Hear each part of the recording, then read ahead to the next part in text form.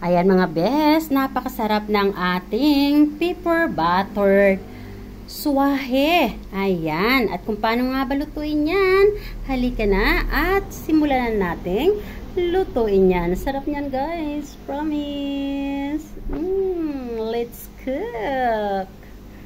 Wow, look at that. Wow. Halika na. Lutuin na natin yan.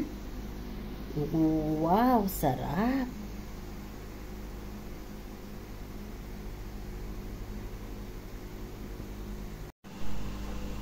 Hello mga best. Wala akong may content this time. So, samahan niyo lang ako. Ako'y magluluto ng pasayan. At dito nga sa mainit na oil, nilagyan ko ng butter.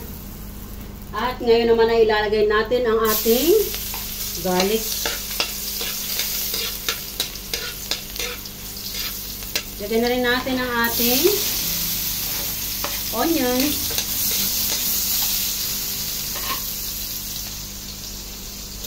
Ayan, pagkalagay nga natin ang garlic and onion, ay pwede na natin ilagay ang ating pasayan. Ayan. At kung napapansin nyo, nasa strainer ang ating pasayan kasi dinrain ko siyang mabuti para matanggal yung langsa.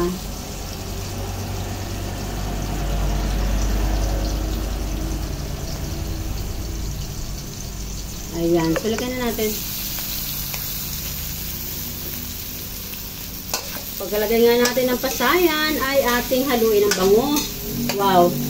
And then, lalagyan ko yan, medyo generous na black pepper.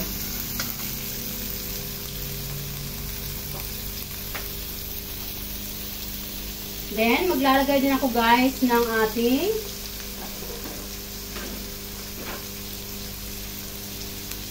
sa kusina na ginisa mix.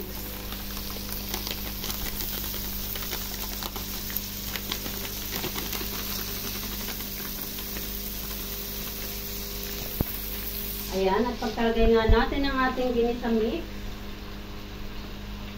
ay maglalagay naman tayo ng Del Monte Hot and Spicy ketchup.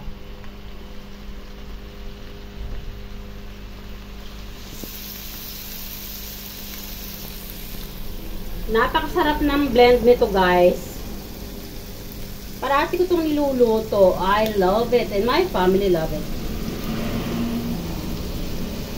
Ayan. So, haluin lang natin para mag-balance yung luto at hindi natin ito kailangang i-overcook. Bango. Ayan. So, maglalagay ako ng konting sugar. Ayan. Pinch of sugar lang guys.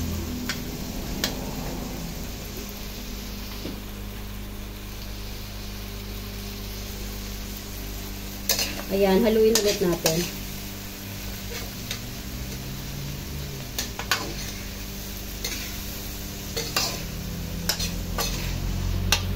Ayan, so hindi na natin kailangan takpan. Mabilis lang itong lutuin. So yung medyo malalaki-laki, ilagay lang natin sa ilalim para mas maluto. Bango guys, promise. At ngayon naman, habang niluluto ko siya, ilalagay ko nga siya sa very low heat. At gagawin ko naman yung ating garnish. Guys, minsan hindi kailangang napakamamahali ng ating lutuin or ihahain sa ating hapagkainan para maging masaya ang family. Nasa diskarte lang yan ang pagluluto.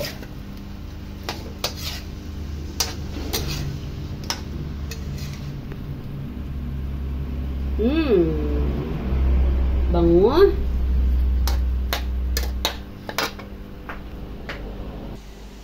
At yung ating cucumber, hiwain nga lang natin ng pa-slide.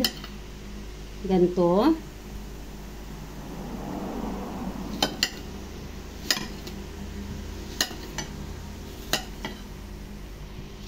At matapos nga nating hiwain ang ating cucumber, ay i-design lang natin sa plate ng ganito.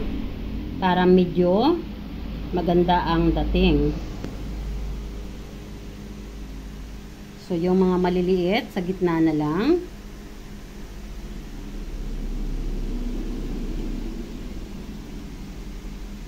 And now, ay magpi-plating na tayo. Ilalagay na natin yung ating niluluto na hipon or swahe. Now, ready for plating, Joran. O, diba? Simply the best. Sarap.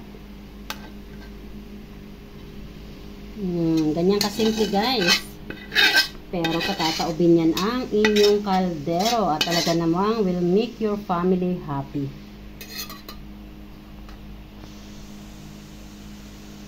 Ayan, so kain na tayo.